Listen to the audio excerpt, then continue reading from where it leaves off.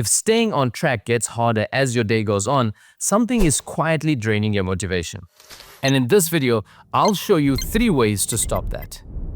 The real damage comes from small, everyday decisions. What to wear, when to start, how long to work.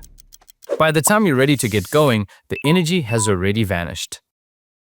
Most of my coaching clients don't understand this. They think they're lazy, unmotivated, or undisciplined. But what they actually are is exhausted before they even start. Most decisions drain energy because they require processing. We think, is this enough? Should I keep going? Do I even have time to make this decision? With these questions, negative emotional energy starts spiking. Suddenly, the decision feels heavy. That's when your motivation battery starts draining.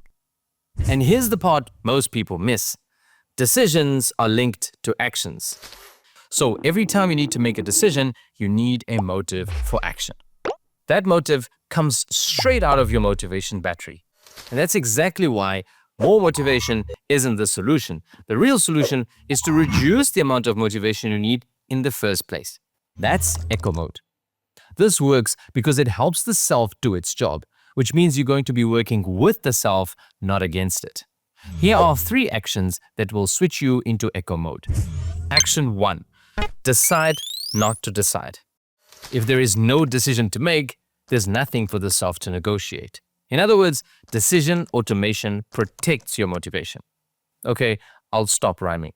For example, you could automate the decision of starting something exactly at the same time every day. Apple's Steve Jobs was great at this. He had many versions of the same outfit, so he didn't have to choose which one to wear. He removed clothing decisions altogether to save his motivation battery for the real challenges. Now, I get that not every decision can be automated, and that's exactly why the next action is very important. Action 2. Decide early. When you can't automate a decision, lock it in ahead of time. Because when the clock is closing in on you to make a decision, your negative emotional energy will spike. And when emotions spike, our judgment gets fuzzy. And you know who takes advantage of that? Yes, the self. Trying to get you into self mode. Under pressure and with judgment already fuzzy, the self comes in and starts negotiating. That's why you should never make decisions that cannot be automated in the moment. Decide before you have to. Let's look at the last action.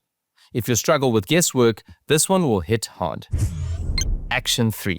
Get specific. Lack of clarity creates extra decisions. The problem is that without a clear road ahead, the self will keep recalculating. Are we doing this the right way, or do we change directions? Should we stop? Should we keep going? Every question is another decision, and every decision costs energy.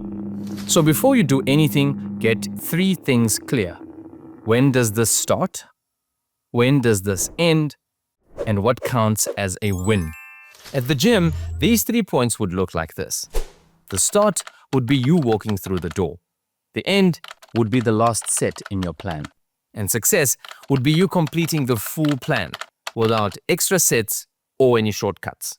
Here's how these 3 actions work together. Action 1 removes choice. Action 2 removes pressure.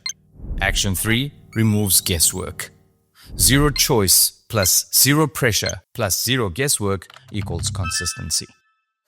The moment you focus on these actions, the self has less room to negotiate, and you end up protecting your emotional energy and your motivation.